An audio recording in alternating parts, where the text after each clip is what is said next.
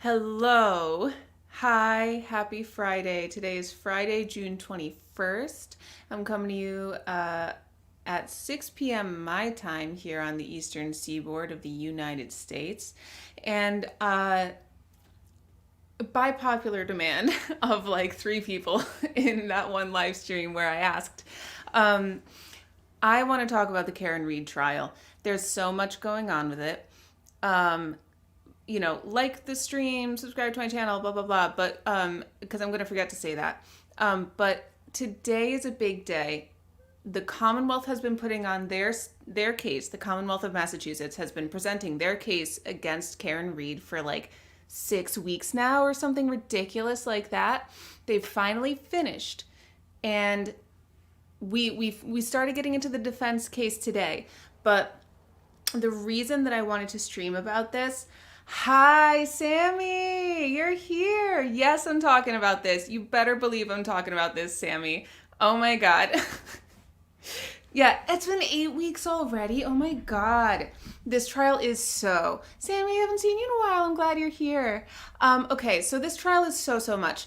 I kept waiting. Listen, I'm gonna like spoil for you my opinions real quick here, but I've been waiting patiently I've been watching this entire trial. I came into it as a juror, like fresh-faced and bright-eyed and bushy-tailed with no preconceived notions.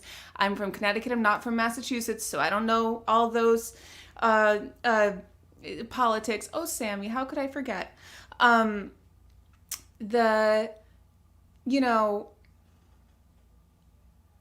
sorry, I got distracted by remembering Sammy. Um, I'm watching with EDB. So that's the thing. So okay, so let me go through my disclaimers here. I'm coming to it with no knowledge of the pretrial stuff. I'm watching it through EDB, Emily D. Baker, and then sometimes like the next morning I'll watch a recap by Lawyer You Know, because just so much happens in one day. It's helpful to have him kind of pull out the highlights and be like, oh right, jog my memory about what's happening.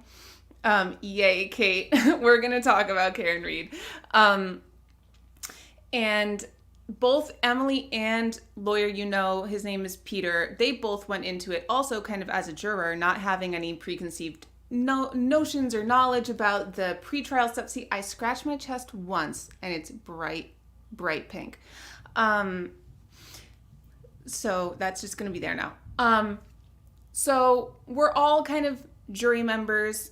Me and Emily and Pete, my pals. We're all members of the jury here. And watching this as a jury member with no preconceived notions or anything, I kept waiting day after day after day after day for like the thing that was gonna prove to me like this is why the state feels, or the Commonwealth of Massachusetts feels, that Karen Reed did this thing. And the longer and longer trial kept going, I kept being like, oh, I bet it's going to be that witness. Oh, I bet it's going to be when that person comes, when that person talks. And, as much as like I'm not going to say I was not influenced at all by commentary from Emily and Peter, but I am also, at this age, able to come to my own opinions. And I was often like kind of saying to Emily, like, no, that's not what they mean. That's not what he's saying. Or like, oh, you're being a little bit harsh there, whatever. In my mind, because me and Emily don't talk. I'm not going to say that I don't wish we talked, but like we don't chat like that. Anyway, I kept waiting for the thing, and it just never quite came. And I think that was most punctuated by the final witness that the state, the Commonwealth, the state, the prosecution put on, which was their own medical examiner. So here's what I'm going to do. Let me look at the chat real quick. I see some people in the chat don't know anything about this at all. Some people in the chat definitely seem to have been watching. Do we want a recap of the Commonwealth's case? Because I have an outline here for one, but I'm not going to try. I'm not going to give it if it's not needed. That's true. We do all We all chat with Emily. Okay, Kate needs a recap. Yeah, Dr. Whack Job. We're going to talk about the name calling in a moment. Yeah. Okay, yep, tail light. Yep, we're going to talk tail light. Okay, so we don't have a ton of people here, and at least one person needs a recap. So I'm nothing if not a woman of the people. So I'm gonna try my best. Kate, this is gonna be rough for you. I'm just letting you know because there's a lot of names and there's a lot of family relationships. But I'm gonna do my best. I was thinking about getting out my whiteboard and drawing a family tree. Okay, Layla also needs a recap. Okay. All right. I feel like the only way I can properly do this is visually. So give me a second. And let me take a just brief moment to memorialize John O'Keefe. Because this man, I'm going to stop yelling. John O'Keefe seems like he was a truly lovely guy. And he and his family deserve much better than this investigation and this trial and the circus that is going on here. In, just recounting the stories that people have told about John O'Keefe, he was a well-loved Boston or Canton, Boscan police officer. Everyone who speaks of him speaks highly of him. They sing his praises. They say he was a nice and fun guy. He was very giving. He always put other people first. Everyone particularly respected him because he took in his niece and nephew when they tragically lost both of their parents to separate causes within a few months of each other. So as a reminder, that means that John lost his sister, because niece and nephew means that they, related, because you know how nieces are. John lost his sister and then took in her kids when they then lost their father. Like it's a family that has experienced a lot of tragedy, and now those kids have lost their parents. Their caretaker uncle, who cared for them for like 9 years, has also suddenly and tragically, all of these deaths in their lives, those kids have been tragic, unexpected, untimely deaths. And it's really, really sad. So as much as we're having we're having our time, we're making our board so that somebody can understand what's going on here. I want to just remember, a real person has died. These are real people's lives on the line. In the case of Karen, it's a real person's life on the line, and everybody else's pain and tragedy. Real people putting their stories out there, most of them not by choice because they're being compelled to testify by the government. Okay, so just as a gentle reminder, this is a relatively new thing to have trials live streamed like this to this level of publicity. Please be kind to the people involved. Don't harass the witnesses, because a lot of them have been talking about getting a lot of social media hate. And when I say a lot of them, I mean Jen. And a couple of others more subtly. To an extent, I believe that some of that is stuff that they have brought upon themselves. But I'll also say, you never know when a case is going to become this kind of media craze. So you never expect that you're going to be somehow tangentially connected to that, and that some stupid thing you may or may not have done on your phone at 2:27 in the morning would lead to people accusing you of muck duck. So, sorry, I feel like I've already said the M word. So we'll get there, Sammy. We'll get there. We'll get there. So just to say, let's take a moment to remember who this is about. John O'Keefe, getting justice for him. Because to be honest with you, I am not convinced. At the end of the prosecution presenting their case, I should feel pretty convinced that they're right and that the person they put on trial is the one, and that the defense has some heavy lifting to do to make me believe otherwise. I keep my open mind, but if we've heard from just the prosecution for 8 weeks telling me their side of the story, I should feel pretty ready to believe their side of the story. I don't right now. And that makes me feel bad for John and his family and everybody in the wake of his passing. They deserve justice. They deserve the truth. And I don't think the truth is that Karen killed John O'Keefe. I also am not convinced that the defense's theory about the fight is what killed John O'Keefe either. I think there are a lot of other options of what could have happened. What I am convinced of right now, TBD, is that we don't know. And we're not going to know if the best evidence that the state has is what they have shown us so far. So I'm going to raise a glass to John and the O'Keefes.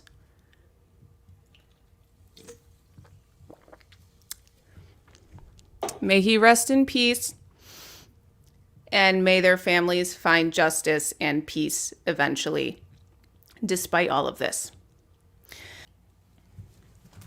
Okay, this is not everyone. This is not everyone.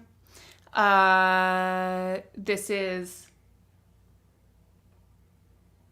people who I may or may not be talking about today. And let me, in case somebody's coming in late, let me do a review.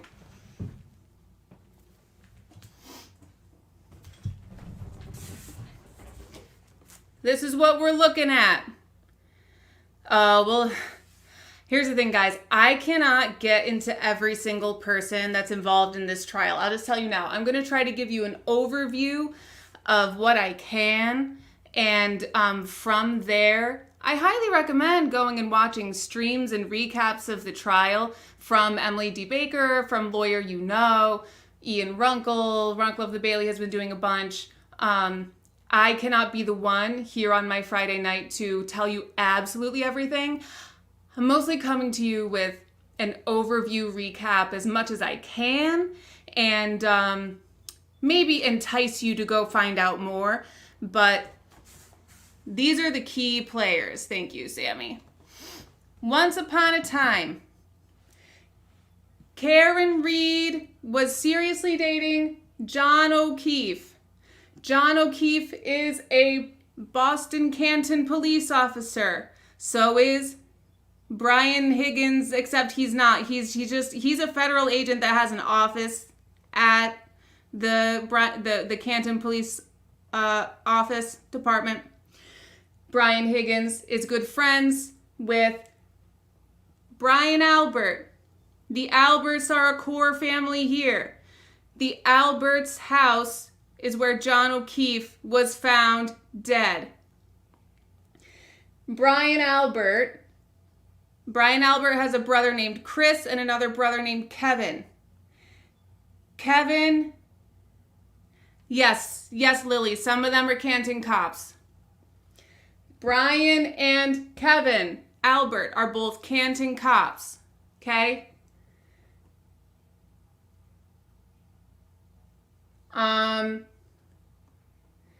Brian married a lady named Nicole. They have a child named Brian Jr. Nicole's sister is Jen. She's married to Matt McCabe. They have a daughter named Allie. Chris Albert is married to a lady named Julie. They have a child named Colin. Carrie Roberts is a friend of Jen and Karen Reed, or was. When I say is, I mean at the time this all happened, in the end of January of 2022. These are like the main relationships you need to know about. Michael Proctor is the state police officer who led the investigation into the mysterious death of John O'Keefe. He was aided by Sergeant Buchanan, and they were both supervised by Tully. I don't know which one is one of them's a sergeant. I don't know a lot about police. Help. This is a lot. Okay. So, I'm sorry I'm like shouting. It's because I want to make sure the mic picks me up. I've been surprised at times by how it does not pick me up the way I think it will. Can I tell you something? I got a compliment like a year ago on my plant. They were like, "Oh my God, you take such great care of your plant and it looks so nice." And I'm like, thank you. I just didn't respond because I really felt bad telling them that it was fake. So I didn't. So I didn't lie, but I also didn't tell the truth. So that's where I'm at. Okay. So these are the important characters. If you can't see it well, if you have a phone screen, you can probably zoom in and screenshot it. I recommend if you're watching on a desktop, I recommend full screen and then further zooming in. Also, I'm sorry. So now that we've introduced all the characters and we're 41 minutes into this stream and we've thoroughly lost everyone on the replay crew. Let me just remind you, like this stream, subscribe to my channel if you want more of this on your Friday night. Great. So, set your notifications to all so you can stay on top of me providing this content. Okay. Again, these are real people. I'm sorry. I came into this trial as a jury member. I did not follow all the pretrial motions. I was waiting for the case to convince me, and they did not. I don't know that they convinced me of anything that happened, but they certainly did not convince me beyond a reasonable doubt that Karen Reed hit John O'Keefe with her car. So now I'm going to get into the part that I did write down. I did not write that part down, and I probably should have. This is going to be a quick overview of events because if I get too specific, we will be here for 8 weeks, like the trial. Again, if you want details, I recommend... Oh, that's true. We'll get there, gamer. Gamer.co. If you want details on this trial, I recommend watching coverage by Emily D. Baker if you want to watch the entire trial, or there's several people. Legal Bites was streaming the whole thing at one point. Runkle's done a couple streams. You guys mentioned somebody else in the chat. Or there are some nice daily recaps by Peter at Lawyer You Know. And all of these perspectives have been really nice to have. And yes, thank you, Sammy. EDB's quick bits are good. If you have the least amount of time, the quick bits are the way to do it. If you have medium amount of time, watch Lawyer You Know. If you have lots of time, then you can stream the entire trial through EDB or other streamers. I am here to give you this quality of my opinion. Also, yes. Okay.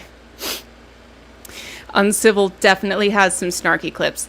I can only handle so much of the snark from Uncivil, so I can't watch all of them. But yes, Uncivil has some nice snarky clips of individual moments. And yes, thank you, Sammy. This is who somebody mentioned, and maybe it was you, and this is who I was thinking of. Melanie Little is another attorney doing live coverage. And thank you, Marie Louise. Andrea Burkhart is also doing live streams. So like all of YouTube all of Lawtube is watching this right now. So I'm just going to give the overview that I can give that I feel like is going to provide you with what you need to be able to stick with me as I give my thoughts. Eventually, I'm going to get there. I promise. So This is who's involved in some way, shape, or form.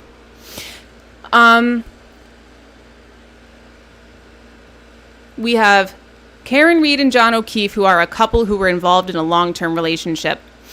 The Albert and McCabe family, who are connected through marriage, and they're basically co-workers of John O'Keefe at the Canton Police Department or other various police entities, among other things. Now the door just opened to my closet. I am not in the mood to be haunted today. Okay. The local Canton police is also a character here, as I mentioned, because John O'Keefe was a Canton cop, so was Brian Albert and his friend and his brother Kevin Albert, and it was also the office house place for Brian Higgins, a federal agent, but he worked at the Canton PD, like his office was there, even though he was doing federal work, and they knew each other. They ran into each other a lot at the office, became friends. Under the umbrella of police characters in this is the state police, who eventually took over the investigation, Massachusetts State Police, and that's this lower group here with Proctor, Buchanan, and Tully. The events of this whole trial, what is actually the freak going on.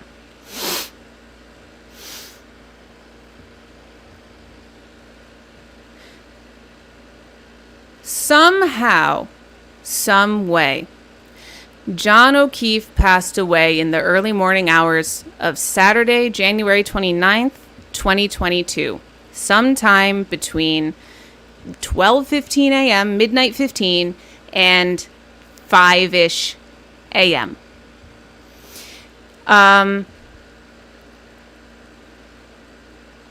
On the evening of Friday the 28th, going into Saturday the 29th, a group of people who we met in painstaking detail at the beginning of this trial gathered either to go to the local high school basketball game or C.F. McCarthy's.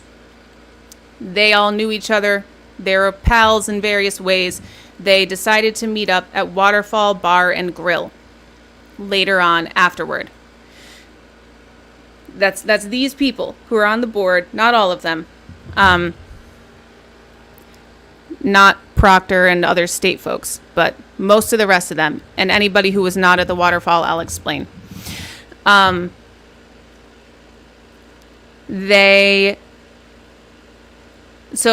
the Alberts, the McCabes, John O'Keefe and Karen Reed, a very sweet couple called the Colakeithises, some other people who we interviewed way back at the beginning of the trial, all met up at the Waterfall Bar and Grill after going to the high school basketball game, and C.F. McCarthy's. Brian Albert and Brian Higgins and someone else, I think, had gone to a funeral in New York City earlier that day for a fallen police officer fallen in the line of duty. Everybody was, out in various places doing various things. John O'Keefe was particularly excited because his niece had recently gotten an acceptance letter to go to this great private school, and so he was celebrating that. Everybody was having a good time celebrating various different things. They all met together at the Waterfall Bar and Grill. Everyone was in good spirits. Everyone was in good spirits at the Waterfall Bar and Grill. And this was repeated over and over. At one point, Nicole Albert, I believe, made an open invitation for everybody to go over to the Alberts' house.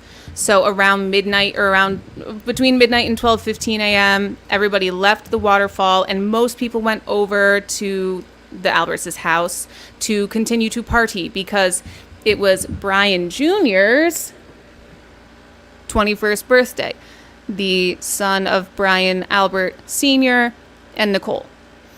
So that was among the general many things that were being celebrated that day. Who knew so many happy things could happen at the very end of January? So when they all arrived at the Alberts' house, except for the Colakeithises, because they went home, which honestly is good because I love them. and they seemed like very nice people who didn't deserve to be a part of the mess that came next. Everybody going from the waterfall over to the Alberts' house is the start of where everything goes to shit and where the stories start to conflict and everything gets confusing, okay? When they arrived at the Alberts' house, people walked in on basically like a winding down of Brian Albert Jr.'s 21st birthday party. The people who were there consisted of himself, Brian Jr., a few of his female friends, including Julie Nagel, and his cousin Colin Albert, the son of Chris Albert and Julie. Okay? I'm looking at my notes. Colin Albert was just leaving when everybody else was coming in. He was picked up and taken home by Allie McCabe, the daughter of Jen McCabe and Matt McCabe. Jen, who I mentioned, is the sister of Nicole, the wife of Brian Albert. So the family through marriage, okay?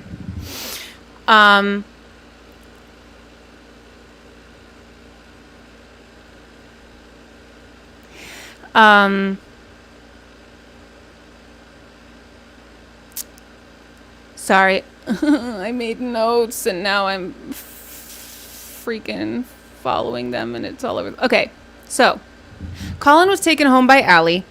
Colin and Allie say that they went straight to like drop off Colin at home and then Allie went to her home, according to the two of them. However, the defense, who has not put on their case yet, they're just starting to put on their case right now.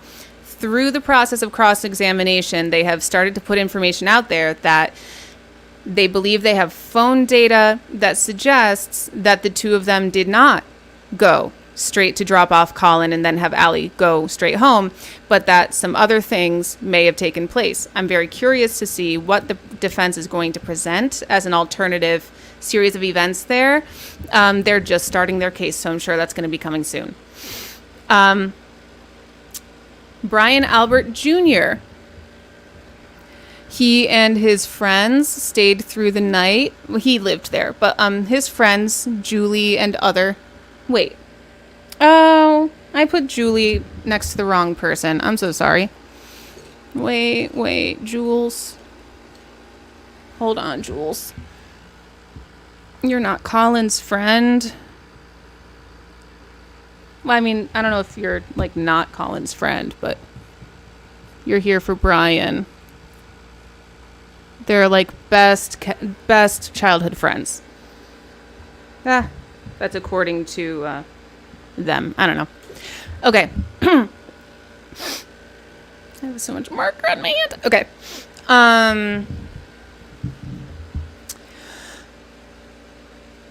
Julie, because it was Brian Jr.'s birthday party, Julie hung around once all the adults came over, as well as a couple other friends, until around 2:15, 2 a.m. No, 1:45 a.m. to 2 a.m. when all the adults were going home, and they brought Julie, they gave Julie a ride as well as one of Julie's friends.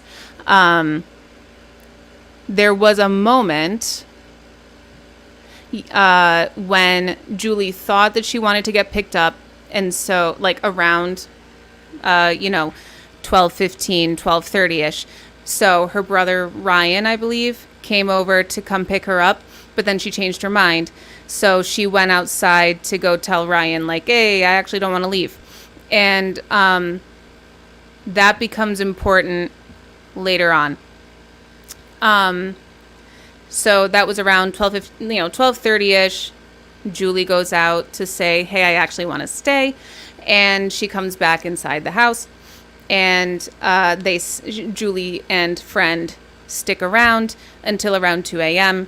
when, everybody wrapped up and they were driven home. They were given a ride by Matt and Jen McCabe. Okay? Now, here's where... that all probably sounds like just confusing in a pile of names. And I get it. Welcome to the first 3 weeks of this case. Now, promise we're getting to Karen Reed and John O'Keefe. Around 12:25 ish a.m. to 12:30 ish a.m., Karen Reed and John O'Keefe pull up to the house with the idea that they were invited to go there for, after hours continued party / celebrate Brian Jr.'s birthday. There are different accounts from different witnesses about how long they were there. Also, phone data tells a different story than what the people say. There's a lot of confusion about how long they were there.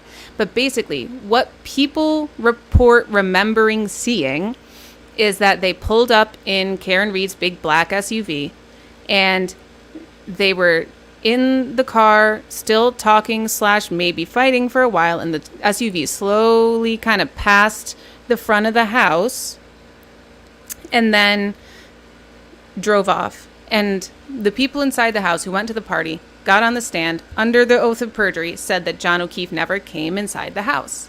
Neither did Karen. Karen says that John got out of the house and went into the house, or at least she assumed that he did because she watched him walking toward the house. Everybody else inside the house said he never came inside. Somehow, some way, Karen, driving home, ends up at John's house alone, waiting for him to come home, and after a few hours, he has never come home. So Karen starts having a massive panic attack, what I would call like a terror, an absolute terror. I've never seen a person as like, it is very, very difficult for me to listen to the recordings of how Karen Reed was that early morning and understand that people were saying, oh, she was hysterical. She's crazy. When she's like actively, either it's the longest panic attack I've ever seen, or it's like, she's like,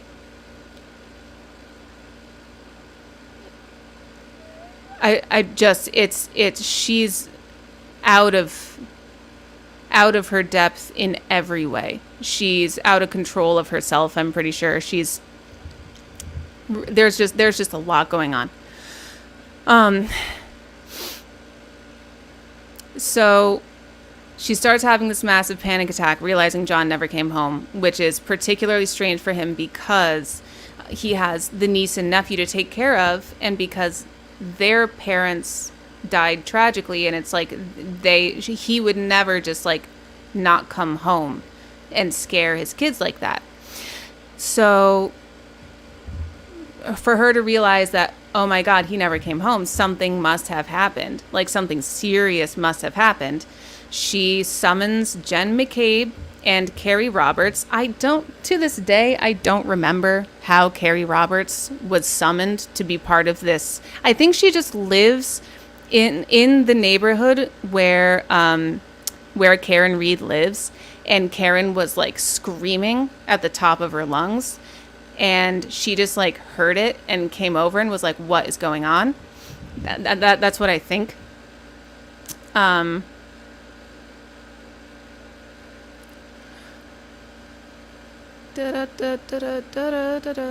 Sorry, I'm looking at if anybody knows, I don't remember the origin story of Carrie Roberts, let me know. But so Karen and Carrie and Jen pile into the car. They go looking around for John O'Keefe.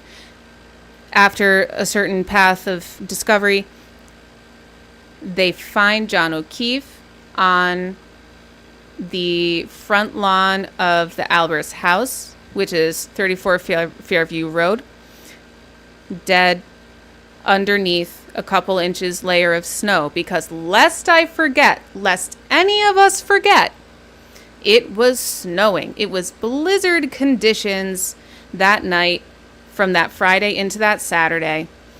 So when they found John, he was covered in a couple inches of snow, And the medical examiner later concluded that hypothermia contributed to his death. But so did the blunt force trauma to the back of his head that fractured his skull, made his brain get bruised and swollen. Something happened. And that's what we're all here to figure out. The prosecution's case is they think that when John and Karen were going to the Alberts' house for the party, that they were fighting in the car, that Karen dropped John off at the Alberts' house, but because she was mad and drunk, she backed her SUV up into him, hit him on the right side of his body because there's wounds on his right arm.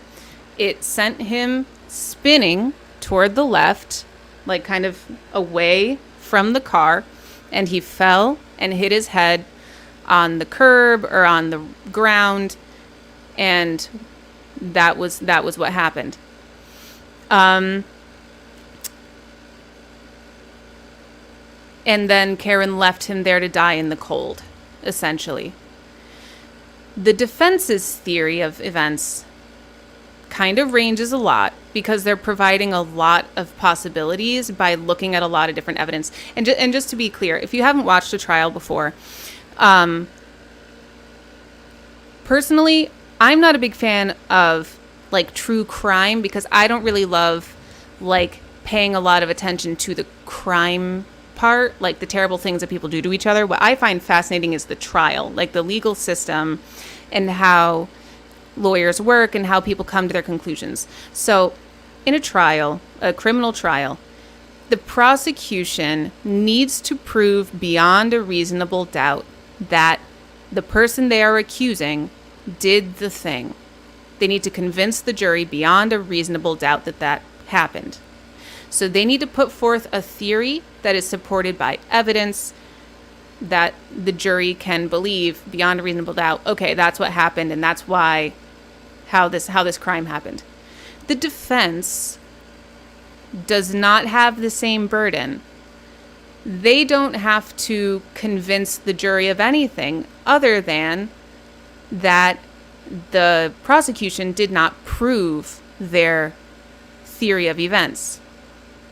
There is no responsibility on the defense to prove anything other than not disproving, but poking holes in the prosecution case until there is enough reasonable doubt that the jury cannot get beyond a reasonable doubt to believe the prosecution is right and convict the person.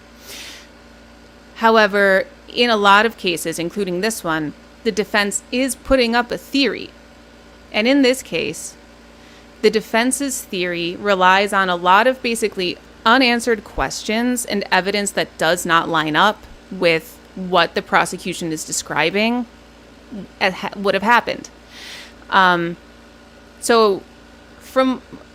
again, the defense has not presented their case outright. What they have done is the prosecution brings up their witnesses. They give them a direct examination interview where they're asking them what happened. And then the defense also gets to interview them. It's called the cross-examination. And through the process of cross-examination, the defense has gotten certain information out there. But now that the defense is putting up their case, they're going to start to be able to present more of their actual theory instead of just, kind of picking and choosing from whatever order the prosecution brings people in and just kind of putting points out there kind of unrelated to each other. But from what we have been able to see so far through cross-examination, I think that the defense is saying that based on John's injuries and phone data, Karen did drop John off.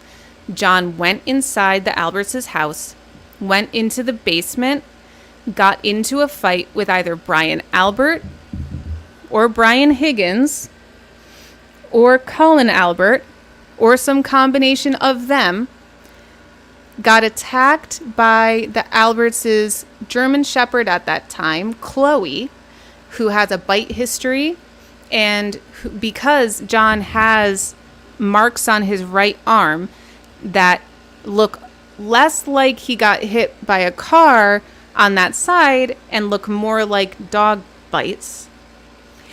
And then during this fight, that he got hit in the head with a heavy object, or that he was knocked to the ground, like onto something and hit his head.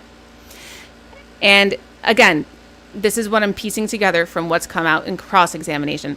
I think then they think he was later dragged outside and left in the snow at some time after everybody left the house, all of the guests, but before Karen Reed came looking for him later. They're also suggesting that this is being covered up by Canton Police because Brian Albert is a Canton Police. So is Kevin Albert. Brian lives at the home where John O'Keefe was found dead. And it's easy, like, according to the defense, in their mind, it's easier for them to blame and frame Karen Reed than to prosecute their fellow Boston cop, even though it was on his front lawn that John O'Keefe was found dead. Now, there are a lot of variables in the story that I just described, but it's crazy to me that here, at the end of the prosecution presenting their case, I have a more clear outline of what the defense thinks happened than what the state thinks happened. Okay? And the defense only has more time now to continue filling in any holes that remain in that story. So this is where, you know, I'm gonna give the disclaimer, not disclaimer, but like I want to do a further update video when the defense is done presenting their case, which is essentially going to be jury deliberation time. Hopefully by then, if you're here for this live stream and you want to come back for that one, I hopefully am not going to have to thank you. Thank you, Sammy. Can I tell you something? I spelled Carrie the way that I spelled it because for my eyes to not get confused between Karen and Carrie. So I might just leave it the way it is. But thank you for this, and just everybody know that this is the truth. I just am ignoring the truth in this one particular case, kind of like the Canton Police. Okay.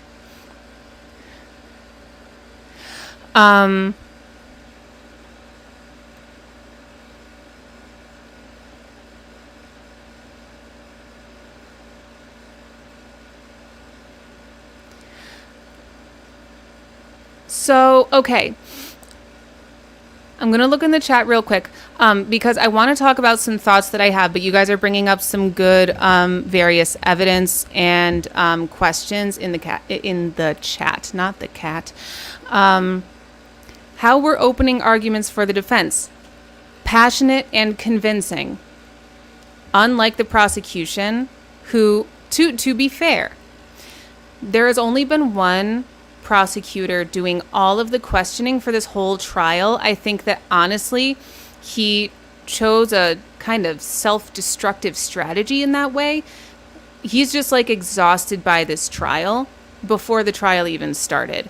So his style is very monotone. His questions are very meandering. And I think he could be presenting his case, the prosecution, better, at least so that it made some dang sense and so that I could understand what he actually thinks really truly happened. But I also get this feeling from Lally, the prosecutor, that he's prosecuting this case begrudgingly, where like he has to know by now that the evidence is not adding up, but we're still here somehow. So I think this is probably the easiest case that the defense has ever had to defend, because it's just so not lining up the way that the prosecution is presenting it. And they don't have to figure out what actually happened, but they just have to prove that, like, the prosecution is wrong. And I think they'll be able to do that, in my opinion. The street had ring systems. Neither worked on the night of. The street. Do you mean like police cameras in the street kind of thing? Because there's various ring camera footage that we have seen throughout this trial. One of those ring camera footage that has been particularly important is Karen Reed when she left John's house to go looking for him. She backs up her SUV and she backs up her SUV to leave the driveway. She ends up hitting John's car, and then she pulls out of the driveway. That's important because one of the pieces of evidence that the state is heavily relying on to connect Karen's car as the cause of death is that as they were searching the environment around John O'Keefe, they found pieces of taillight in the snow. And they said, okay, that must mean that Karen hit John with her car. Even though, as far as I know, I've hit many things with cars and never broken a taillight, let alone a fleshy human body. So, just saying, that ring camera footage of her backing into John's car shows where probably the taillight actually, like, that was probably the event that cracked the taillight. What's also important about the taillight is everybody except for Michael Proctor says that when they saw the taillight, it was cracked with one piece missing. When Michael Proctor says that he saw Karen's car for the first time and saw the taillight for the first time, that it was mostly gone. There's a theory being presented by the defense. First of all, there's a lot of problems around Michael Proctor, and we're going to get to him. But because this door is open about the taillight and the ring cameras, there's a theory by the defense that Michael Proctor took... I think they're saying that Michael Proctor took pieces of the taillight, or the team did, and scattered them through the lawn over time because they kept going back as the snow melted and saying like, oh, we're just going to go continue looking for evidence. And they kept going, and the evidence they kept finding was pieces of taillight. Just more and more pieces of taillight. Bright red taillight just kept materializing that they couldn't have seen before in the white snow. Large pieces of taillight.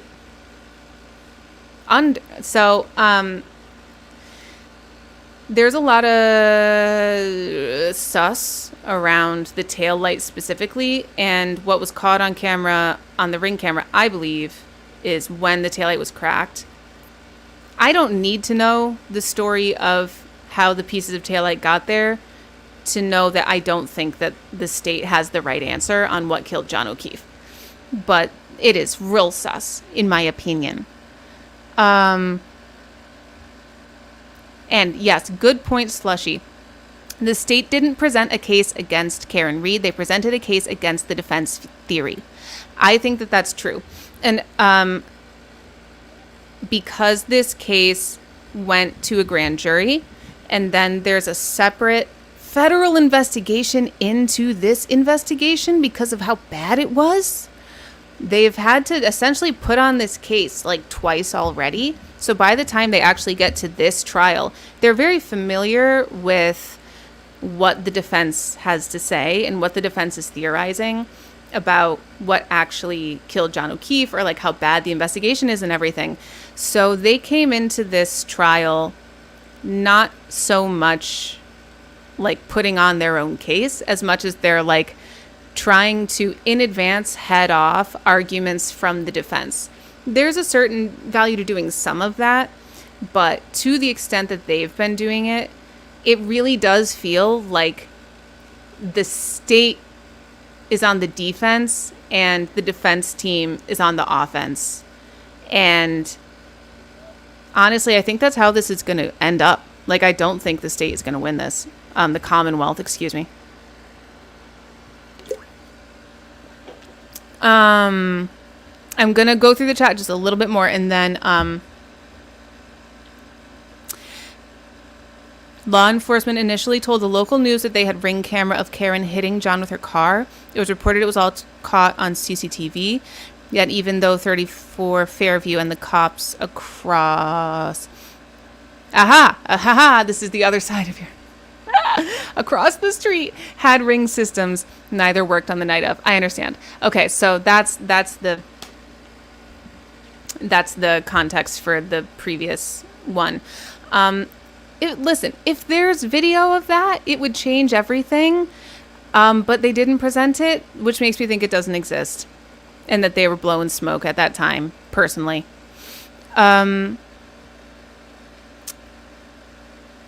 This is an important one.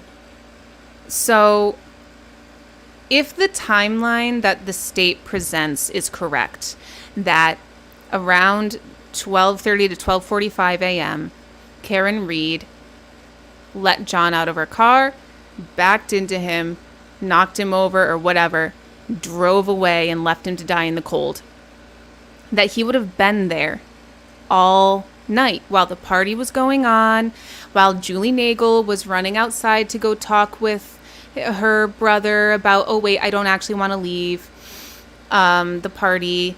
He would have been there while everybody was slowly throughout the 1 o'clock hour leaving and going home. You know, they'd already had several parties and they were ready to go home. And I think that the Ryan Nagel car, when they came to pick up Julie and she changed her mind, I think that they all did see Karen and John. If I remember correctly, they testified that they saw Karen and John drive up to the street, and they were sitting there, like I said, they were kind of like slowly moving across the front of the Alberts address, you know, talking in the car and not getting out. So they could have seen what happened if it happened at that time, and they didn't. Or if it had already happened and John was on the lawn, they would have seen, and they didn't. When Matt and Jen McCabe drove away from the Alberts' house to go drop off Julie Nagel later and her friend later after like 2 a.m., they would have driven past where John would have been laying in the snow, and they did not see him there. Nobody leaving the house saw John O'Keefe in the snow with a bleeding head and dying of hypothermia. So there's just a lot of, like, it doesn't line up with what the state says. And even the state's own witnesses are saying a lot of things that don't support their own theory and that lean more toward Karen Reed's theory. And again, like I said, at this point, after the prosecution has presented their case, I, as a neutral jury member, I need to go into the defense's case with an open mind, but I should be feeling pretty like, at least like I understand the state's case, and like they have connected all the dots, they have filled all the holes, they have crossed their T's and dotted their I's, they have spelled Carrie's name correctly. And I should feel like, okay, the defense has some work to do now. I don't feel that way. I feel like the prosecution has some work to do, and I feel like the defense has already done a lot of work. Okay. So you guys are bringing up a lot of good stuff in the chat. I want to come in, with my thoughts a little bit more.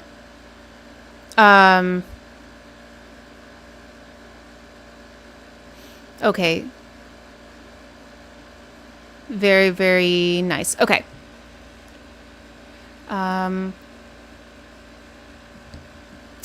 So we went over the crazy family tree. We went over a summary of the events of the night, what the prosecution is saying happened, what the defense is saying happened, some inspiration from the chat about different evidence and such.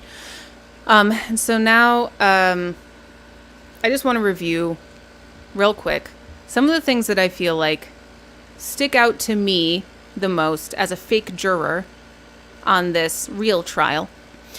First of all, when this case was being presented by the Commonwealth, I really didn't like the fact, like the way that Lally presented things was very passionless, and it was hard to see the story he was trying to create. So it felt like he was throwing a bunch of facts in a pile on a table, and then the defense would come in and put them in order into a story at the same time that they were disproving that story one by one. It was very frustrating to want to give the state a chance, and time after time I felt like I was waiting for cross to happen so that I could understand what the freak was being presented to me. Because the defense would say essentially like, so this is what the prosecution is saying, like, so this is what you said to the prosecution is what happened, like would recap essentially. And then the witness would be like, yup. And then they'd be like, okay, but here's what actually happened, right? And so they had to do that.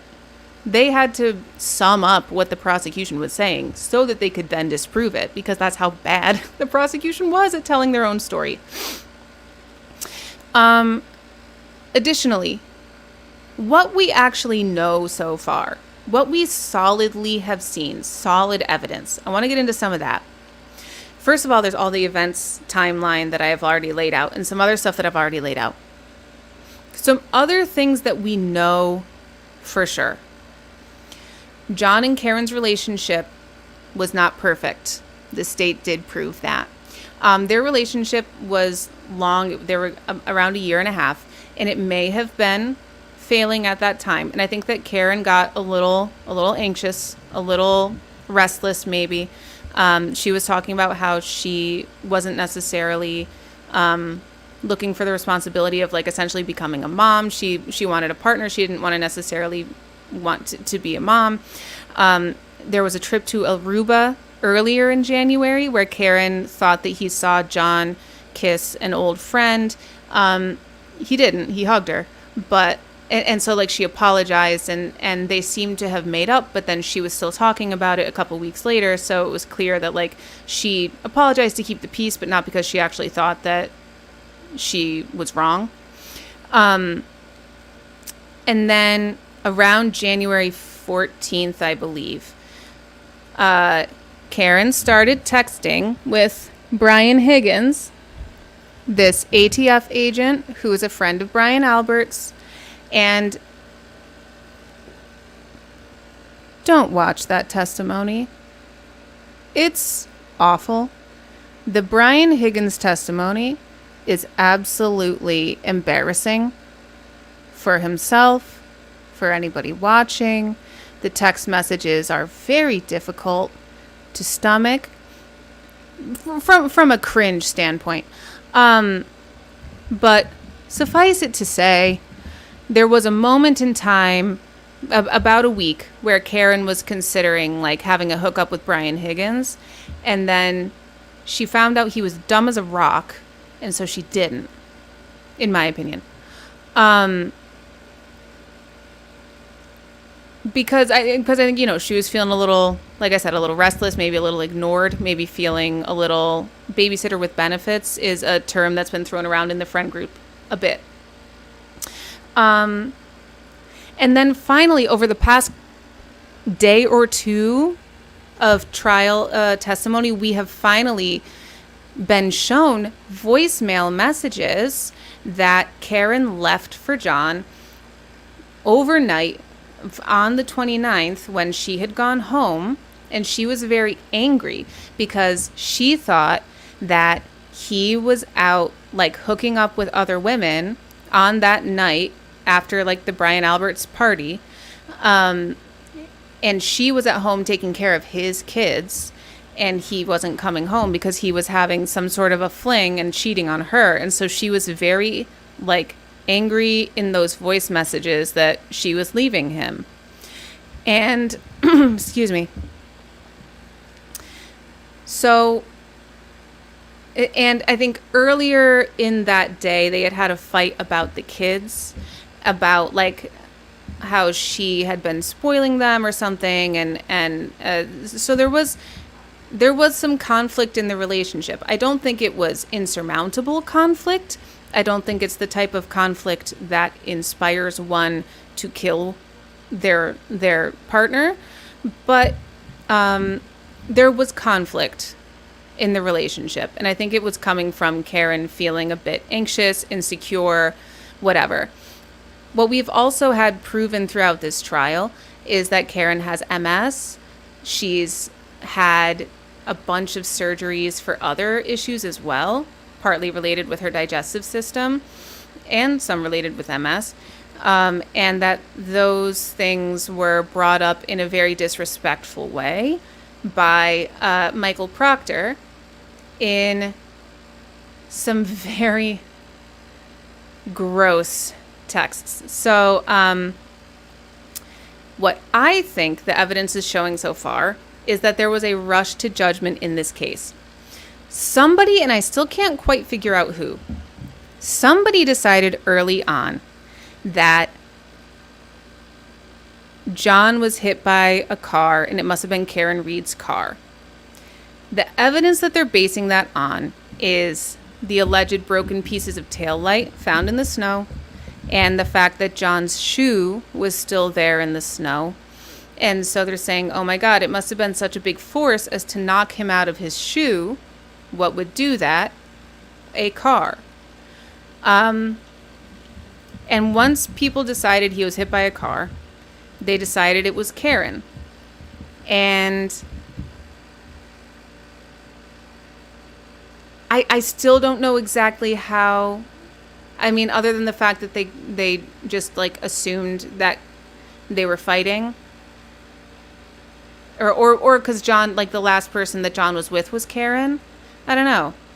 But they decided that Karen was the one who hit him with a car, allegedly, according to them for some reason. And once that was their starting point, eventually, you know, we can talk about how there was really lacking chain of custody. We can talk about how the blood evidence was kept in solo cups. We can talk about how there were, you know, a lot of problems done, like with the investigation in this case. But the biggest problem, I think, was what looks like a very early rush to judgment. And then Michael Proctor, the state investigator who ended up taking over this case, he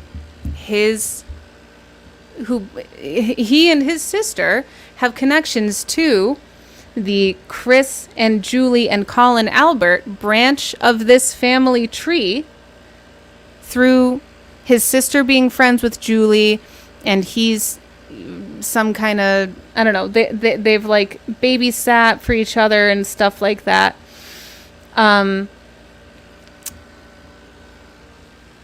Michael Proctor has early text messages basically alluding to the fact that he felt like, in my opinion, Karen Reed did this, and what we need to do is find evidence that points to Karen Reed doing this. And that seems like the approach that everybody took based on the prosecution's case so far, even though evidence is not lining up that way, in my opinion. So Michael Proctor, under the assumption that Karen Reed did this, instead of going into it with an open mind, collecting all the evidence that's there, they didn't interview the people inside the Alberts' house. They decided early on, for some reason, that Brian Albert had nothing to do with this and nobody in his house had anything to do with this. They didn't interview them other than, like, very, you know, briefly, even though it happened on their front lawn. Whatever happened on their property, on their front lawn. That's where Don O'Keefe was found. They didn't take phones from, they only, like, took phones from John O'Keefe, who had passed, so, and from Karen Reed, and from I think Brian Higgins, But other than that, they like didn't take people's phones to examine. There's a lot of holes in this investigation that were caused by, I think, this early assumption that it was Karen Reed, hit him with a car, that was what happened, the end. And let's just find evidence that supports that theory. Under that theory, Michael Proctor said a lot of nasty things about Karen Reed in group text messages with his friends, with his family, with other police, calling her every kind of sexist, ableist, disgusting word you can think of. And by the way, talking about things about Karen Reed that he wouldn't know with his sloppy investigation. And the only way that I think he could have found out about those things was if he talked to our dear friend, Jen McCabe. Jen McCabe had one of the most interesting testimonies in this whole trial.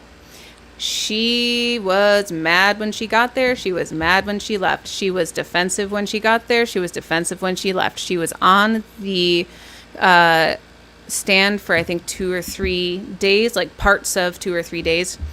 And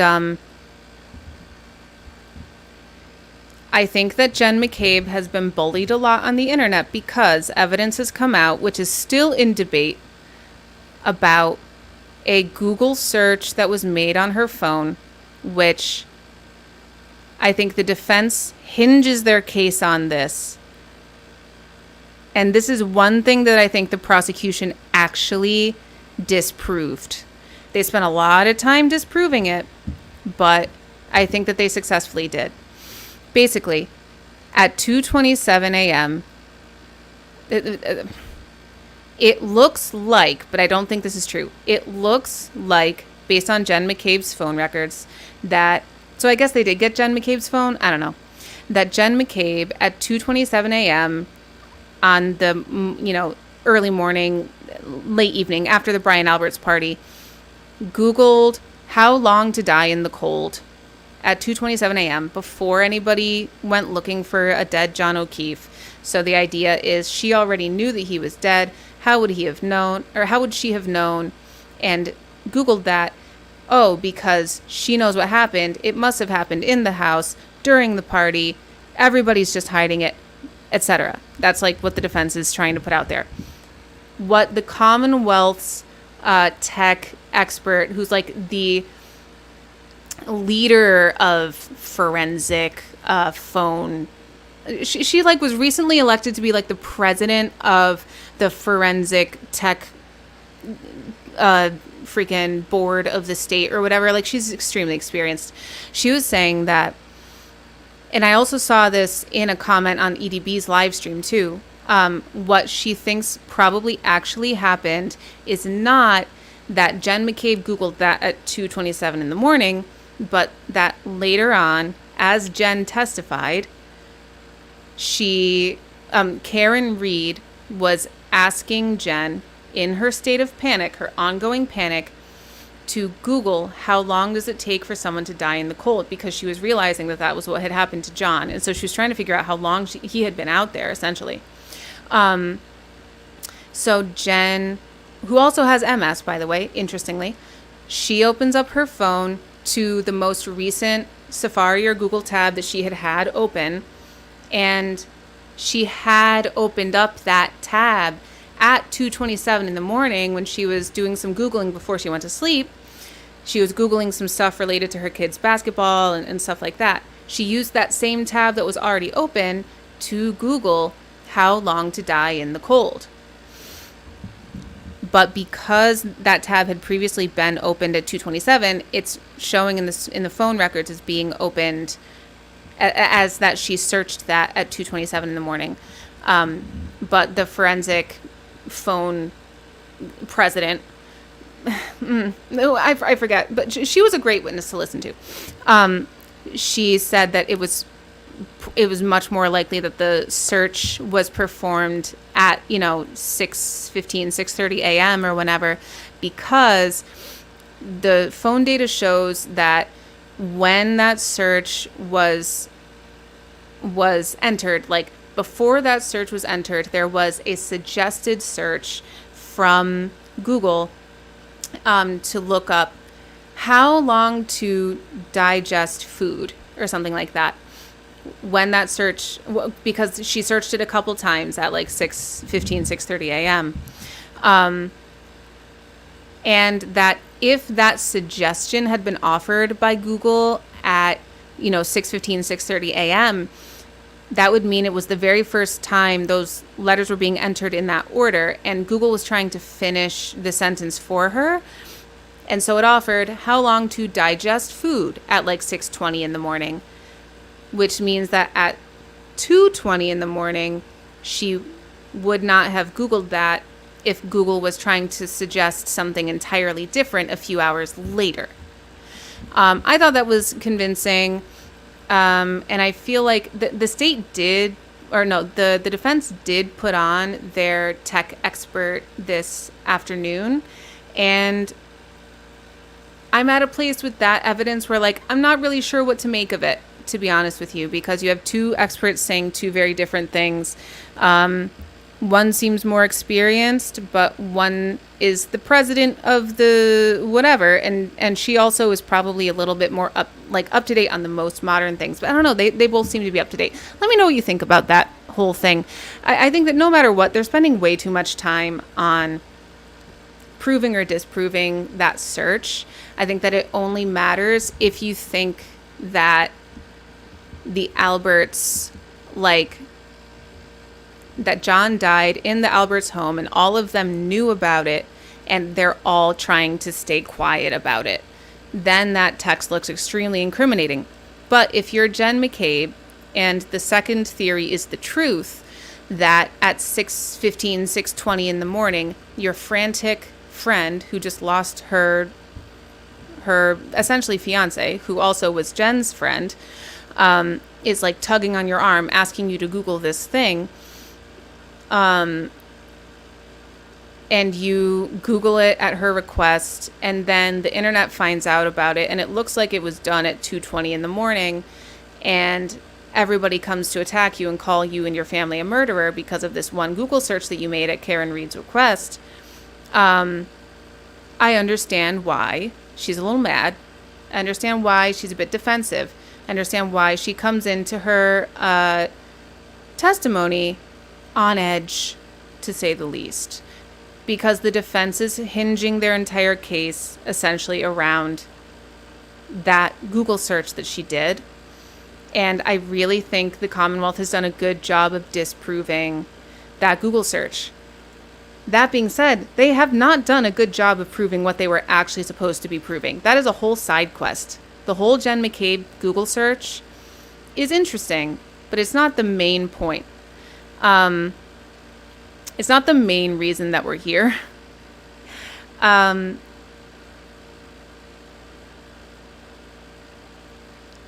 Yeah, again, you'll notice that, like, as if you do go back and watch a lot of recaps of the trial and stuff, John O'Keefe's name does not come up as much as it should. People don't really I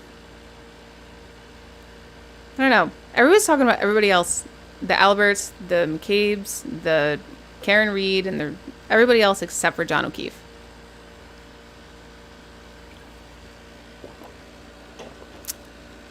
The person whose name does probably come up the most in this is Michael Proctor, who's the lead investigator, and he seems to have shown a lot of bias from the very beginning. Like I said, that rush to judgment.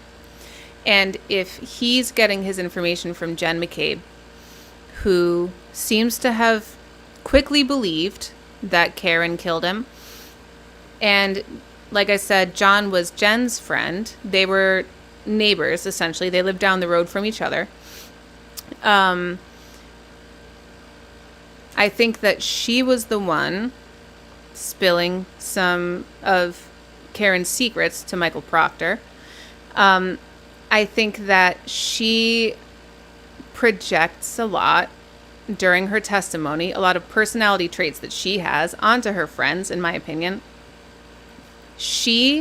I cannot encapsulate for you the fullness of the Jen McCabe experience, is what I need to say, really. If you want to watch anything from this trial, I highly, highly recommend that you back-to-back watch Jen McCabe's testimony, followed by Carrie Roberts' testimony. They both essentially tell the same story of the same events, essentially. Carrie Roberts is clear as a whistle. She's just honest. She's just telling exactly what happened, how she felt, what she was thinking, what she was doing. She said, some unpleasant things about Karen, but not in a defensive way, not like accusing her of anything. Just somebody said, like, she confirmed that, like, yeah, she felt like Karen was a babysitter with benefits for John. Like, she just said what she was saying. Whereas Jen, who testified before her, spun every yarn she could get her hands on, and just, it seemed like she was meddling like crazy, in my opinion, in this whole investigation. I think she wanted to know information, and I think that she wanted to, make sure that the truth was getting out there, but now it's coming back to bite her in the ass. Because I don't know if the truth is getting out there. I don't think, honestly, I don't know if the truth is that John was like brutally, fought and killed by an Albert and dragged out into the yard, and I think that something must have happened with a dog based on the dog bites on his arm. So that leads me to wonder for sure. But I think it's possible, like, the dog bit him. He went outside to get away from the dog. John's BAC came back as he was pretty freaking drunk. He had a 2.8 BAC at one point before he died, or higher. And he might have just, like, maybe the dog bit him. He went outside to get away from the dog. He fell and hit his head on the freaking fire hydrant that's over in their yard. And that was that, It doesn't have to necessarily be that there was, like, a everybody ganged up to hide this. But I also think if John had gone inside the house and that was the simplicity of the answer of it, then they could have just said that, but then they would look like bad people for how their dog attacked it. You know what I mean? Like, there's a lot of options of what it could be that doesn't have to necessarily be what the defense is saying, or it might be what the defense is saying, but what the prosecution is presenting is the least likely, in my opinion.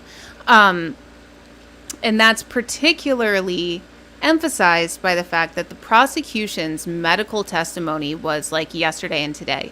The medical examiner basically said through the course of her testimony yesterday and today that there are a lot of options for how John could have died.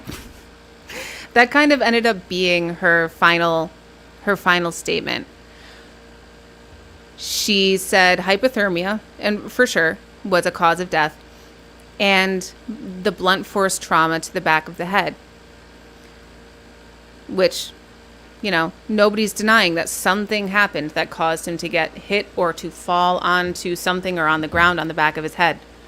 But she also said that his injuries do not line up with a typical pedestrian getting hit by a car situation.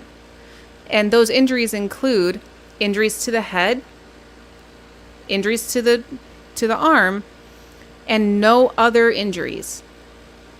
No injuries from the neck down to the trunk of his body to his legs, which usually if you're hit by a car, especially a large SUV, yes, it's up higher off the ground, but John is tall. He's 6'2", or 6'3", something like that.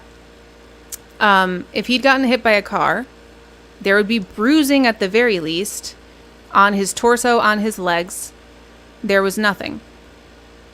And for the medical examiner to have the death certificate come back, the state, by the way, the state's medical examiner, this is not the defense's medical expert. This is the Commonwealth's medical expert, the prosecution's medical expert, saying, I'm not sure how he died. That is not enough evidence to prove beyond a reasonable doubt that Karen Reed hit him with her car. I don't even think it proves that anybody hit him with his car, with their car, regardless of if it's Karen Reed or not. So there's just a lot that's up for debate. And like I've said a couple of times, at the end of the prosecution presenting their case, I should not feel like it's a maybe at best. I should feel pretty darn near convinced, in my opinion. But I still able to keep an open mind.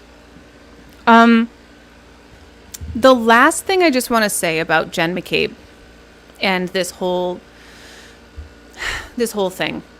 What I find particularly interesting about Jen McCabe's testimony, which I forgot about until somebody mentioned it in EDB's stream today, and I was like, oh my God, there's been so much testimony in this trial that I didn't even remember this. So the timeline here, right? Karen Reed dropped off John O'Keefe at the Alberts house, according to their retelling of events. She went home to John's house. Her phone connects to his Wi-Fi by 12:36 a.m. So the state's timeline that she hit him with the car at 12:45 a.m., that's the time that they've estimated, does not line up. It does not line up. And that was one of the last pieces of evidence that they put out there too. So it's going to stay in the jury's mind. So Karen Reed goes to John's house. She waits for him. He never comes home. She realizes he never came home. She rallies Jen McCabe and Carrie Roberts, and they start looking all sorts of places. Hear me when I say, Karen Reed thought that John had gone to somebody else's house, to a friend's house who lives nearby, or to the house of one of John's niece's friends, because he had dated her mother at some point. Karen Reed did not think that John O'Keefe would be at the Alberts house until Jen McCabe said, I saw you guys driving in front of the Alberts house, in front of Brian's house, last night. I saw you guys pull up with your car. Then Karen says, well, let's go to the Alberts house then. Not until Jen McCabe suggested going in that direction. And I think that's very interesting. And that is where he was, wasn't it? That is where they found John O'Keefe. But that's not where Karen thought that he was. That's where Jen suggested that he might be. And I think that that's another type of detail that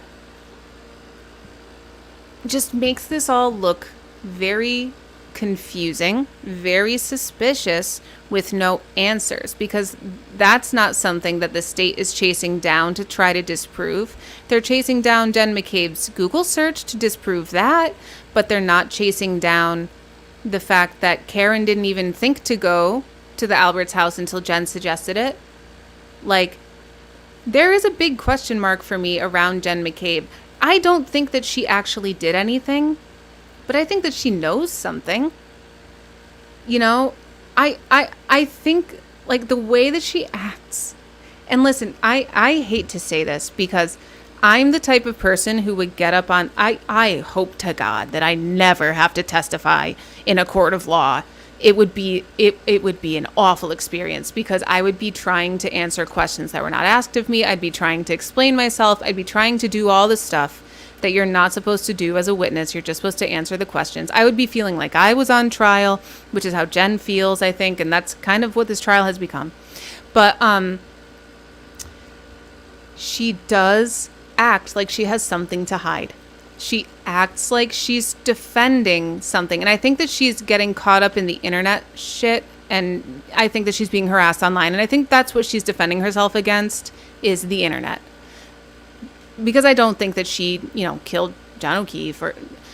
And I think that the internet is harassing her because she's responding to it. But when she acts that way on the stand, under oath, it can come off not like she's responding to the internet, but she's actually in court at that time. She has to remember she's not on the internet right now on Twitter fighting with people. She's actually in court, so it doesn't look good. And again, I don't know what the answer is, but it just leads me farther and farther away from the answer being that Karen Reed struck John with her car and just didn't notice, or did notice and purposefully did it and then ran away, drove away. The fact that Jen just keeps popping up in all of these different interviews, in things that, oh well, Jen said this and so I did that. Well, Jen was here when we did this interview. It doesn't look good for Jen. And I, during this trial, I have, another thing I'll say is there's been a lot of police and law enforcement and EMT testimony in this trial, as there must be with an investigation like this. One of the people I respected the most was an early testimony that we got from Steven Saraf, I think, was one of the police officers that was first on the scene. And he was just straightforward and answered the questions. And then the defense got up and Jackson was like, and you didn't write a report about that? And he was like, nope. Didn't you think that would have been important to write a report about? It's like, yeah, probably I should have. And he just answered the question, regardless of whether it made him look bad or look good. He didn't have any opinion about how it made him look. He just said the truth. Watching the testimonies of him in comparison, him and Flamati, firefighter Flamati, was also hilarious. And then there's the whole Kate McLaughlin drama from early on in the story. There's a lot here. But watching these early testimonies from just honest dudes who were not particularly involved because eventually the case got handed over to the state police, these local Canton police who were just there to immediately help John however they could and fumble through not knowing how to handle a death investigation, apparently, in the snow, even though they live in Massachusetts. Just being so honest and straightforward and not really caring about how it made them look or anything like that. And then seeing testimony from Michael Proctor and from Investigator Paul and from Buchanan and from Brian Higgins and from people who were acting like they had something to hide and for people who were trying to correct the defense in the form of their questions, trying to prove how smart they were, trying to provide medical testimony that they were not qualified to provide, trying to one-up Andrew Jackson when they were interviewing, testifying with him. That's the type of evasive testimony that I don't like to see, and I have rarely even seen before, in my opinion. There's a lot of times when cross-examination will drill a person for giving an answer that's not just a yes or no, when I'm like, they can't just say yes or no to that question. It needs explanation, or the answer is not really yes or no. The answer really is, it depends on the circumstance, like, I'm usually on the person's side when the defense wants somebody, like when a cross-examiner wants somebody to answer yes or no, and they're like, I can't just say yes or no to that. But in this case, these professional witnesses, it's like the most like cartoonishly textbook evasive testimony. And that, what bothers me about that is that when these professional law enforcement witnesses get up on the stand and do this evasive, deflective, word game testimony, I think that lawyers think that that's what civilians are doing. And a lot of times they're not.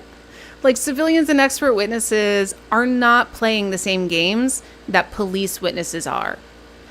But I think that lawyers get into habits with questioning police witnesses to get them to be honest, that then they like go apply to civilian witnesses who are not aware of all of that, all of those strategies and shit. And they're just like if I was on a stand, I'd be like, well, it's really hard for me to, to just say yes because it depends on the circumstance. And they'd be like, answer the question. And I'm like, I am answering. And like, I hope I never have to witness a crime or like be on a stand ever.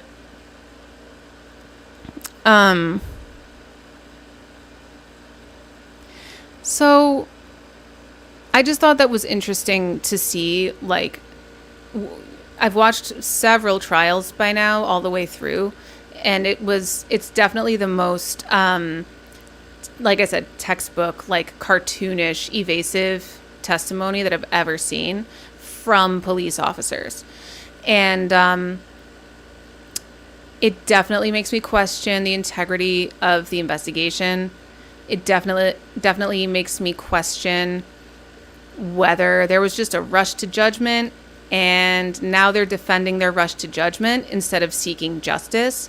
And John O'Keefe deserves justice. He doesn't deserve the wrong person going to jail for his death. He deserves answers for what happened. His family deserves the right answers, not the first answer that came to mind. So I'm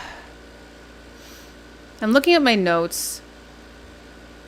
What we know so far solidly is, the text message evidence, the shoe that was left behind at the address at the Albert's house. We know how all these people were related. We know that Karen Reed showed up briefly at the Alberts' house. We don't know for sure if John went inside the house, but we do know he was found dead there with blunt force trauma to the back of his head. And I don't feel like we know how that blunt force trauma got there, but we do know that his arm was bitten by a dog or some other large animal. And honestly, I'm just going to say it. Living in the Northeast here, there's forests around. I would honestly not be shocked if he got hit in the head, whatever. Something happened. Oh, now? The audacity of my air conditioner. I wouldn't be surprised if something happened that knocked John over and conked him out. And then some coyote came over while he was sitting there and chewed on his arm for a second. I don't even know if that's necessarily the Chloe thing. There's just a lot to be desired and a lot of questions the state's not answering. And what we do know solidly is not enough, in my opinion, to pin this on Karen Reed. And the state has had their chance to put all their evidence out there. And it's not enough, in my opinion, at this time. And all the defense is going to do is make it look worse for the next few days until their case is over. So I'm going to look through the chat, ask me questions, because I'm sure there's a lot that I left out. that you guys want to ask about. Those of you who are completely new to this story, I hope I described it in a way that makes sense, especially like just let me know in the chat if any of this like communicated properly. Because I've been chatting for a bit. Yes, okay. There was a single hair found on Karen Reed's car. That is a hair of John O'Keefe's. It was very loosely perched on Karen Reed's car. Once it had been driven to the police station. And it's just, the theory is, I believe, that hair was, got there during the crash when Karen hit John O'Keefe, and that snow fell on it and secured it to the back of the SUV while it was driven back and forth hither and yon all over Canton before it eventually was brought to the Canton PD, and that hair just stayed there while the snow melted, to be found, the single small hair, to be found by the evidence collection people, to then be taken and tested for DNA and brought back to being John O'Keefe's hair. I don't know, I have a hard time believing it, but I have a hard time, not believing it because it was there, but I also, now the AC is back. Because one of John's hairs was on Karen's car does not mean as much as I think the prosecution wants it to, because they were in a long-term relationship. Like, his DNA is going to be on her shit. Like, okay, it's normal. So,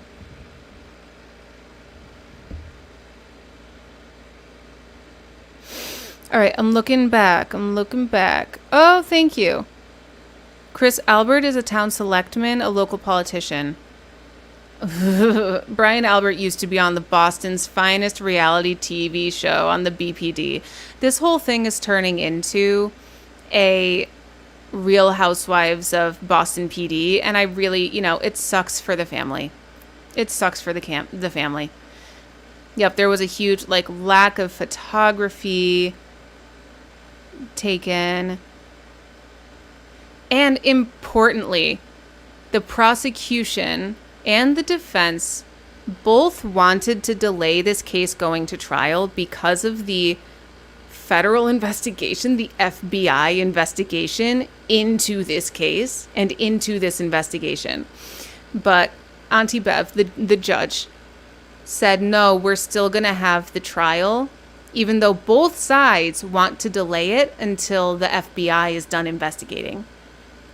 That's probably why, honestly, Lally is kind of up there with a begrudging attitude, because he doesn't even want to be prosecuting this trial right now. So, yeah.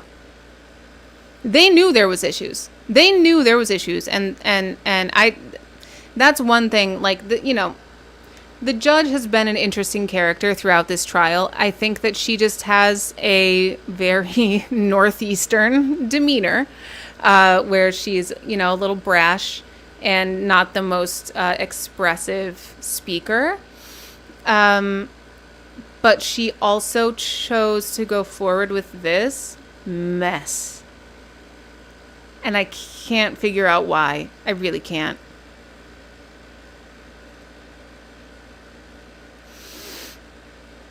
Okay.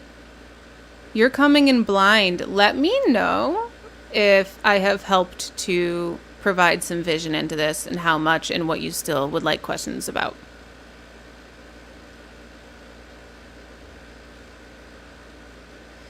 I'm looking back. Oh! The federal investigation allegedly started with a different case Proctor was connected to, and then they got wind of this one. So Proctor has been a problem in more than one case, is what it sounds like. That's a problem.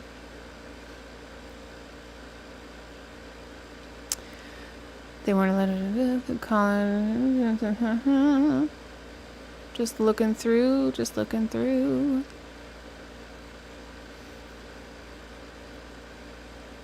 Ah, was it Julie or the other friend that thought she saw something in the yard? Julie Nagel. So, Julie, friend of Brian Jr., who stayed through the, all the adults coming home and stuff, and who was given a ride home by Jen and Matt McCabe. She claims that when the car was passing by the area where John O'Keefe would have been lying, that she looked over and saw a large object in the snow, a black object in the snow. That's all she has said as far as anybody seeing John lying there in the snow. She's the only person who might have seen something, and she said that it was a black object. And apparently in this trial, testimony was the first time that she said that it was a large black blob. In the past, she has just said that it was a black object. So I feel bad for her because she's the least culpable in this situation. She's not she didn't do anything wrong, but those slight word choice changes that so greatly impact testimony, that's the reason that I would hate to ever be a witness in anything, because I'm not consistent like that. People will rip me apart.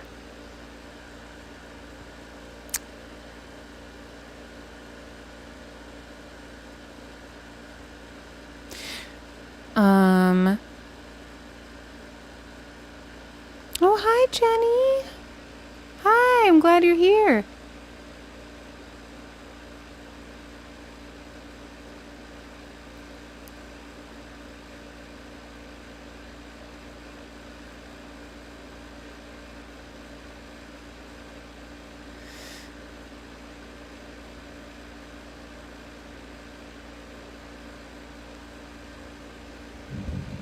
I'm just reading through, guys. Thank you for keeping the chat alive, because I am tired.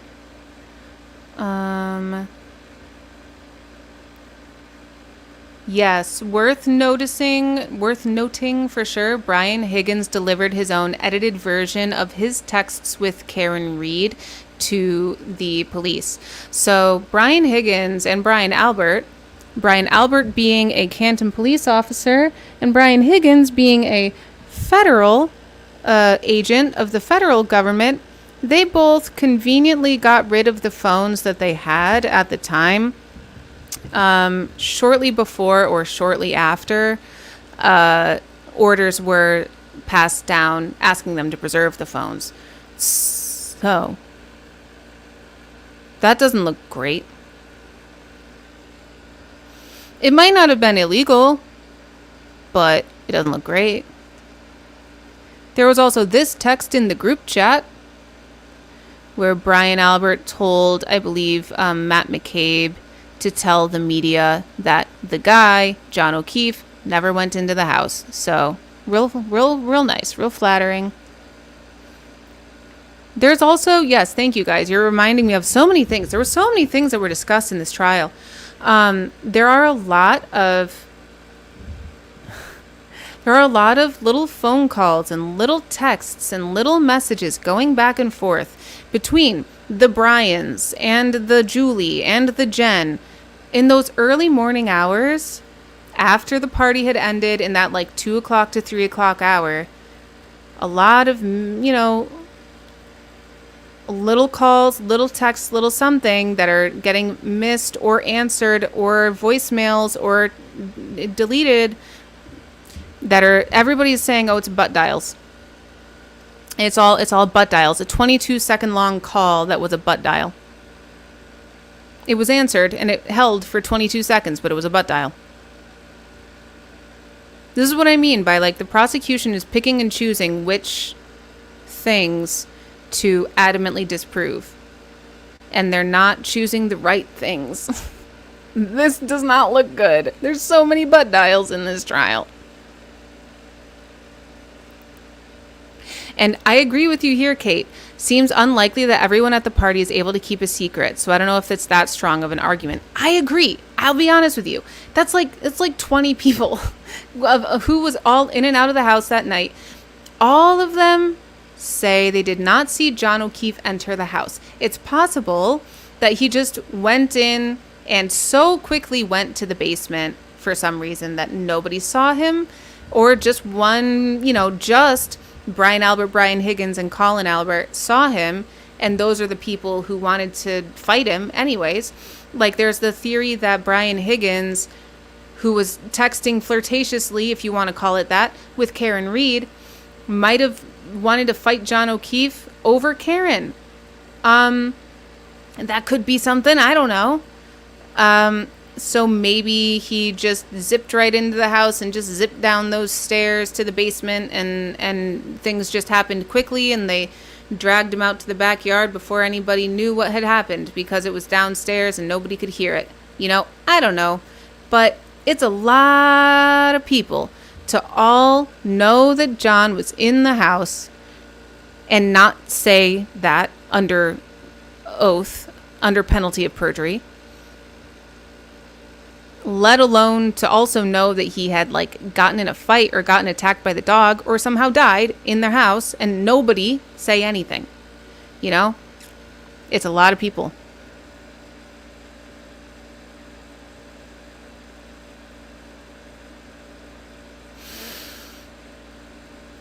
I believe you, Ninsk. I know Ninsk knows too much about the pretrial hearings, but not going to spoil the jury perspective. Thank you. I appreciate it. There's a lot more than what has come out at trial, I'm certain. The fact that this went to trial is absurd. It seems absurd, yeah. And they don't call him officer ever. That's something that I've heard commentated on a bit, that they don't call him Officer O'Keefe, Officer John O'Keefe. I don't know why. There is, they'll admit that he was a police officer and that he worked in the department, but they're not giving him what's a typical, kind of badge of honor and respect for a police to call him officer. Even, somebody who's passed away, late Officer O'Keefe, late Officer John O'Keefe. He was an outsider. He wasn't part of the club. I think that there might be a little bit too much praising John because they all want it to seem like they were best buddies, but I don't know if they actually were, I don't know. Rewriting history after the fact about a dead guy who can't say the truth because he's gone. Maybe. I don't know.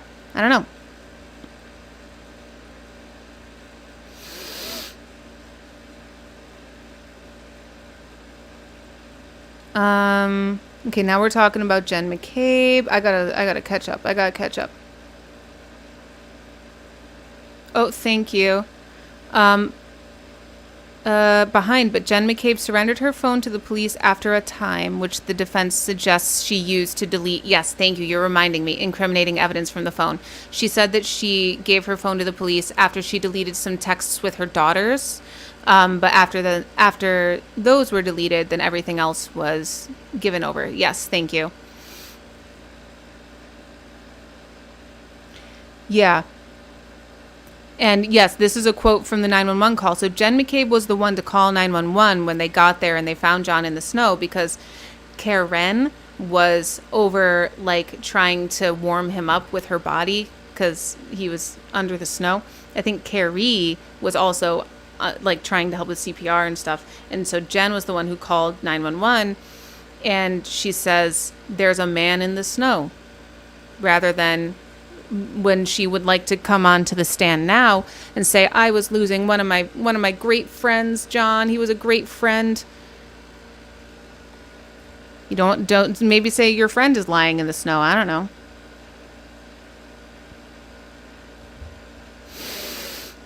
I'm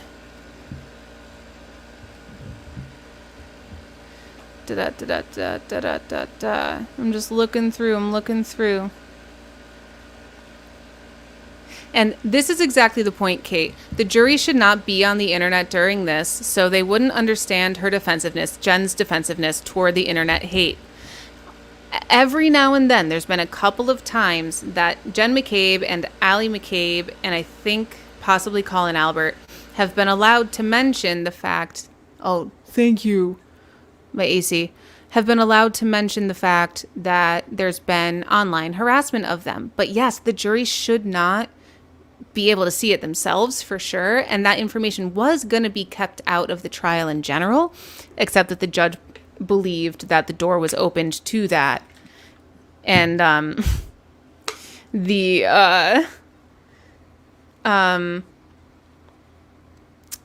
think that Lally tried very hard to open those doors a couple of times. In my opinion. Yup. So Carrie Robert did a police interview in Jen's house while Jen was like sitting there and eating dinner, but could like hear things, and said that Carrie said something rude about Karen to the police. This was the comment about that that Karen was a glorified babysitter with benefits for John. And on the stand, Jen was like, "Oh, I just thought it was so horrible. It was just such a terrible thing that I heard Carrie say. So I texted the group chat to say, OMG, she's telling them everything." And then also following it up by saying, "I love it because I was so shocked and appalled that I loved it." You know, okay, honey bun,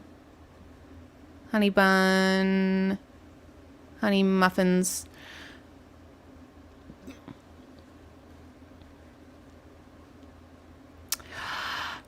Oh, Ace.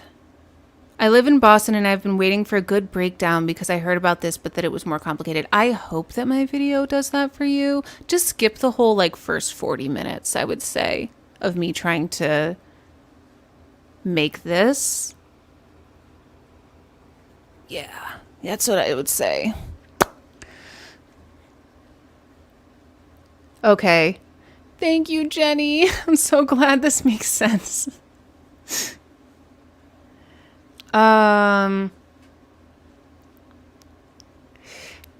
It was DNA, but there were no traces of blood. Yeah, you know, Anna, there was a lot of DNA that was not blood. Just kidding. They're in the red Solo cups that the Canton local police collected before the state police came in to take control of the investigation.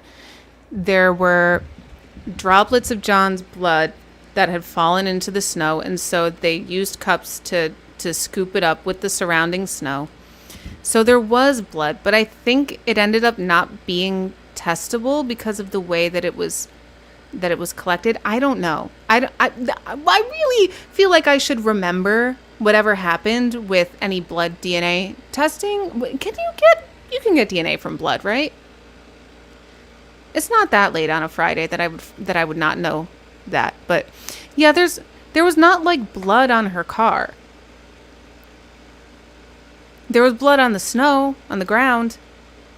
But like, I don't know. There was a little tiny hair and no blood.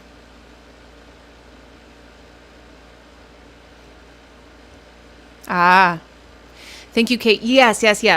I've been texting my brother, an attorney, about this case. He says not using John's name is them trying to put distance between John and the police force, which is interesting to me because to me, I would think if you think your investigation was good, that you'd want to align yourself with the victim, like, oh, one of our own was slain by this woman, this crazy beach. How dare she hurt one of us? Like, this makes it more confusing. This doesn't make sense to me. Do you know, like, do they have a freaking grudge against John? Did John do something to somebody? Like, why putting the distance? That's what I don't understand. I can see that that is what's happening, but I don't understand why. But thank you, Kate. Tell your brother I said yo. Um, and yes, this is the big question that's on everybody's mind with his, I'm assuming Michael Proctor's amazing professionalism. Who could have guessed he'd fucked up other cases? I hope there's not other people waiting on justice because Michael Proctor did just as good police work in their cases. I feel bad. I feel bad for the O'Keefes. They did nothing wrong. And those poor kids. And now, not only have they had such loss in their lives, but they're also such loss of their own privacy with the death of their uncle being publicized like this, and them by nature having to deal with all of this. They are children. Their whole lives have been loss and grief. They didn't ask for any of this. It's really, really sad.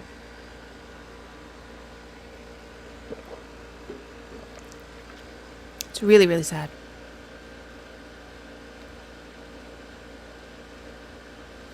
Yes, good point mentioning the dog was rehomed. So their German Shepherd Chloe, who was their family dog for about 7 years at the time of this party on January 28th to 29th of 2022, a few months after, ended up getting rehomed to a place in Vermont.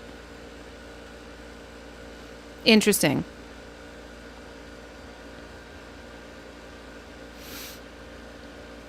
Okay. Anna, I'm from Brazil, and I have to say that this case destroyed my vision of police procedure, like that I've watched from Law and Order and SCI, or no, CSI. So I mean, the TV shows are always not fully accurate, but let me just say, this is an extremely unusual case. I haven't watched that many, but from what I've watched, this is an outlier. This is not common, the shit that's going on here. And in general, I'll also say that the defense's job, usually one of their goals is to make the investigation look as bad as possible. They barely had to try with this investigation to make it look bad because that's how bad it was. But usually it'll be much stronger of an investigation.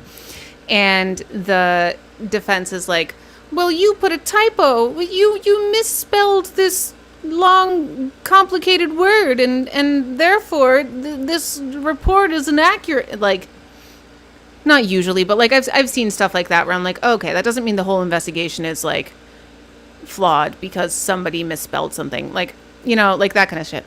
But I understand what you're saying, but yes, exactly, Ninsk. The Daybell trial is a great example of solid police investigation with great detective work. Daybell trial, absolutely. A lot of popular, like, well-known trials for sure.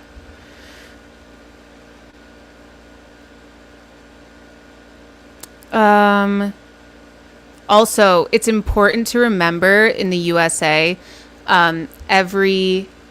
there's this separation of powers makes this such a different experience across the United States. The Daybell trial, for example, is in Idaho.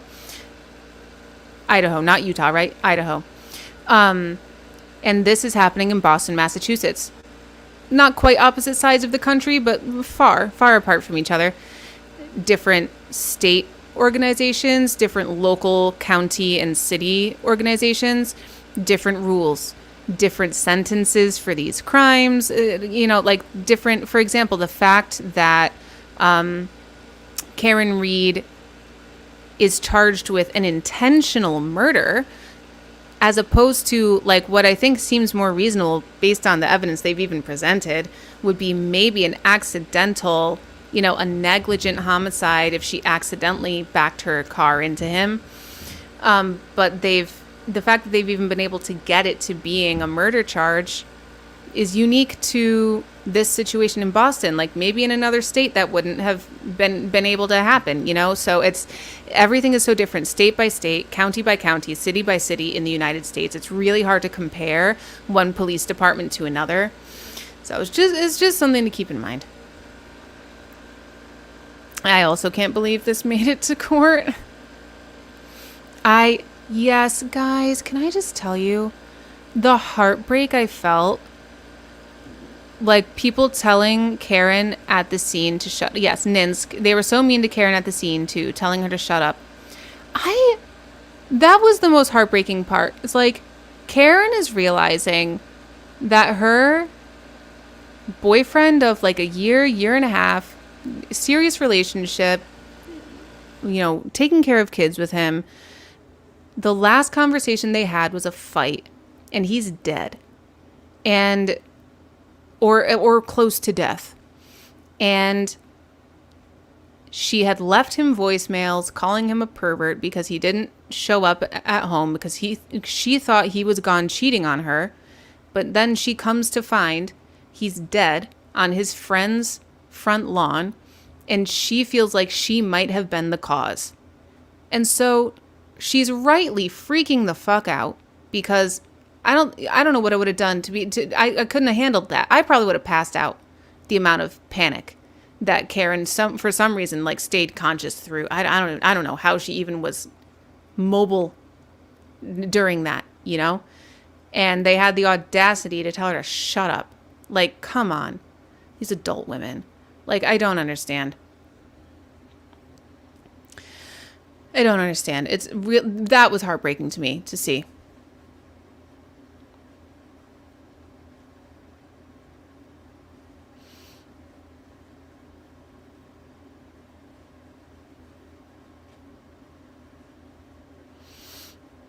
There was also a lot of people throwing around words like whack job and crazy about women in the trial. And that was really, that was a disappointing to see, as well as the amount of like men in the trial who were calling women females and stuff like that. I'm like, you've gotta, boy, it runs deep, doesn't it?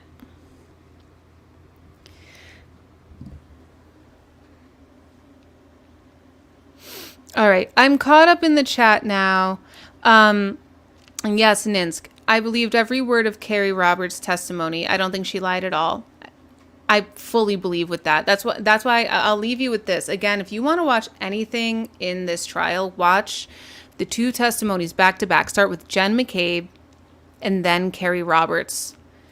I think Jen had a trash talk session about Karen with Carrie to lead her in a way, mentioning only the bad. I do feel like they were trash talking Karen on the regular.